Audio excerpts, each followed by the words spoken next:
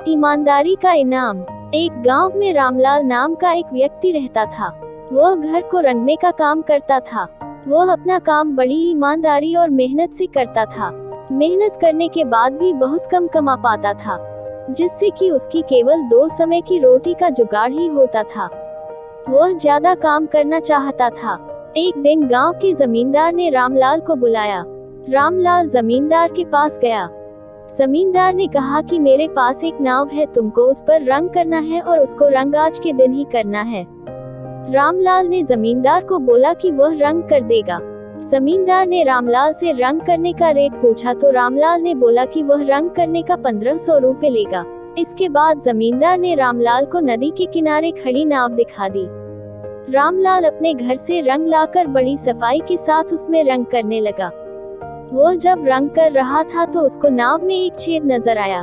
उसने सोचा यदि मैं इसके ऊपर केवल रंग कर दूंगा तो यह नाव डूब जाएगी, इसलिए पहले उसने उस छेद को भरा, फिर उस पर रंग किया।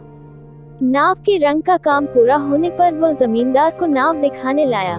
जमींदार ने नाव को देखने के बाद पैसे अगले दिन देने की बात की, जिसके बाद रामलाल चला गया। अगले दिन जमींदार के बीवी बच्चे उस नाव में बैठकर नदी के पार घूमने के लिए चले गए। शाम को जब जमींदार का नौकर लौटा तो उसने घर के बाकी सदस्यों को घर में न देखकर जमींदार से पूछा तो जमींदार ने बताया कि वह नाव में बैठकर नदी के पार घूमने गए हैं।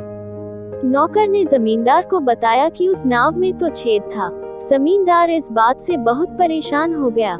इसके कुछ देर के बाद ही जमींदार की बीवी और बच्चे घर सकुशल लौट आए। उनको पता चल चुका था कि रामलाल ने नाव में रंग करते समय उस छेद को भर दिया।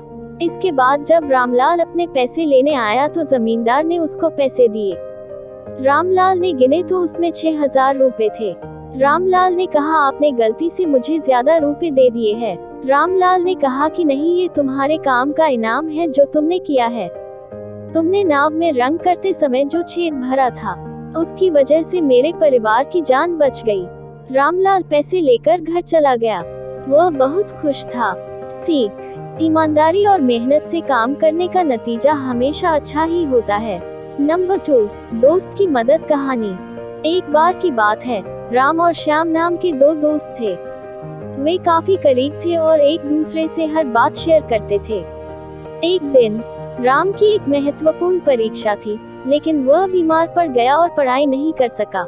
श्याम ने देखा कि राम की तबीयत ठीक नहीं है और वह उससे मिलने गया। राम ने श्याम को अपनी परीक्षा के बारे में बताया और बताया कि कैसे वह पढ़ाई न कर पाने को लेकर चिंतित था। एक दूसरे विचार के बिना श्याम ने राम को परीक्षा के लिए अध्ययन करने में मदद करने की पेशकश की। उन्होंने राम के साथ घंटों बिताए, कठिन अवधारणाओं को समझाया और अपने ज्ञान का परीक्षण किया। उसने सुनिश्चित किया कि राम परीक्षा के लिए पूरी तरह से तैयार था। परीक्षा के दिन राम बहुत अच्छा महसूस कर रहा था, लेकिन वह अभी भी घबराया हुआ था। हालांकि श्याम की मदद से उन्होंने आत्मविश्वास महसूस किया और परीक्षा में अच्छा प्रदर्शन किया। वह उड़ते हुए अंकों के साथ पास हुआ। राम श्याम की मदद के लिए उनका आभारी था और उसे दोस्ती के असली मूल्य का एहसास हुआ। उस दिन से राम और श्याम की दोस्ती और भी मजबूत हो गई और वे अपने हर काम में एक दूसरे का समर्थन करते रहे। इस कहानी से पता चलता है कि सच्चे दोस्त हमेशा एक दूसरे के लिए होते हैं और जरूरत के समय मदद करने को तैयार रहते हैं। अगर आप हमारे चैनल पे नए आए हैं तो प्लीज हमारे चैनल को सब्सक्राइब कर लीजिए, ताकि ऐसी ही वीडियो आपको देखने को मिलता रहे। धन्यवाद।